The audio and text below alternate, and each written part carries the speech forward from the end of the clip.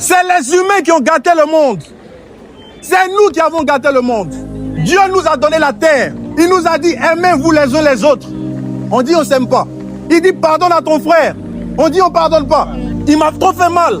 Elle m'a trop fait mal. C'est nous qui avons gâté le monde, ce n'est pas Dieu. Alors prenons nos responsabilités. Aujourd'hui, on est venu te dire, mon frère, ma soeur, que Dieu existe. Certains croient à la réincarnation.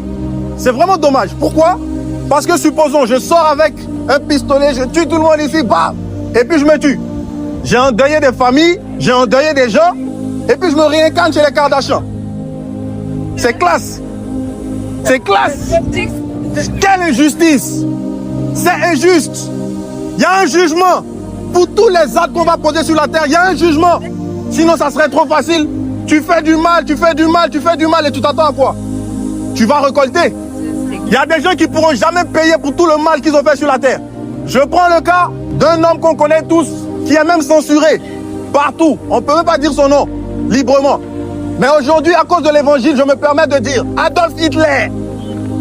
Donc on meurt nous tous et on est dans le même coin que Adolf Hitler. Ah bon? Quelqu'un qui a mis des familles dans des chambres à gaz. Quelqu'un qui a mis des enfants dans des chambres à gaz.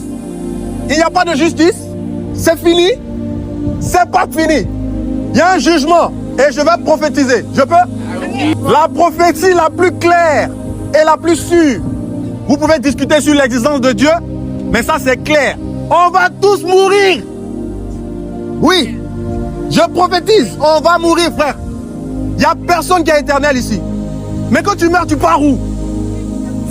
Après ta mort, tu pars où? Tu vas nous dire quoi? Tu sais où tu pars? Non. Nous qui sommes ici, on ne sait pas où on part. C'est pour ça qu'on décide de croire en Jésus, parce qu'il nous donne une échappatoire. Il nous donne une assurance. Il nous dit, vous êtes mauvais, mais j'ai payé vos péchés. J'ai payé le prix pour vous. Et on l'a expérimenté.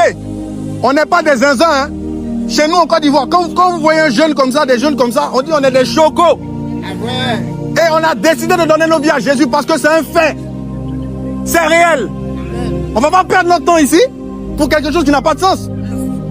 On est venu vous dire que Dieu est réel. Dieu est vivant. Ce n'est pas parce qu'il y a du mal sur la terre que Dieu n'est pas vivant. Il nous a donné la terre. C'est nous qui faisons le mal aux gens. Il a dit pardonnez. On refuse de pardonner. Ce n'est pas de sa faute. Si tu donnes quelque chose à quelqu'un et que cette personne ne prend pas soin, ce n'est pas de ta faute. C'est Jésus qui a dit pardonne à ton frère. C'est Jésus qui a dit aimez-vous les uns les autres. Si vous êtes contre le message de Jésus, c'est vous êtes contre l'amour. Parce qu'il a dit dans sa parole. Le plus grand commandement, c'est aime Dieu d'abord et aime ton prochain comme toi-même. Il y a quel mal à ça, frère? Il n'y a aucun mal à ça. Il n'y a aucun mal. Ceux qui sont ennemis de l'évangile, c'est parce qu'ils n'aiment pas. Ils n'aiment pas l'amour.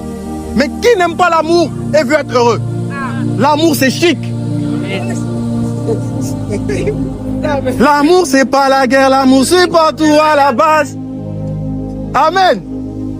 On est venu vous dire ici, frères et sœurs, qu'on a la solution avec nous. Amen. Nous tous que vous voyez ici, on est des témoins. Si vous nous donnez du temps, on peut vous expliquer, on peut répondre à certaines de vos questions. Parce qu'on ne connaît pas tout. Mais on peut vous convaincre que Dieu, par son esprit qui est en nous, on peut vous convaincre qu'il existe.